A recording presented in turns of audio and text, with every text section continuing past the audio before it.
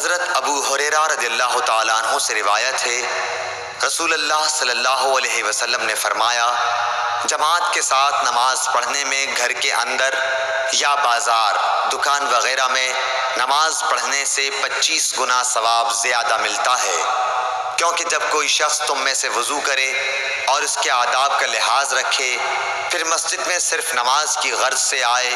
تو اس کے ہر قدم پر اللہ تعالیٰ ایک درجہ اس کا بلند کرتا ہے اور ایک گناہ اس سے معاف کرتا ہے۔ اس طرح وہ مسجد کے اندر آئے گا، مسجد میں آنے کے بعد جب تک نماز کے انتظار میں رہے گا اسے نماز ہی کی حالت میں شمار کیا جائے گا، اور جب تک اس جگہ بیٹھا رہے جہاں اس نے نماز پڑھی ہے تو فرشتے اس کے لیے رحمت خداوندی کی دعائیں کرتے ہیں کہ اے اللہ اس کو بخش دے، اے اللہ اس پر رحم کر، جب تک کہ ریح خارج کر کے وہ فرشتوں کو تکلیف نہ دے۔ صحیح بخاری حدیث نمبر 477۔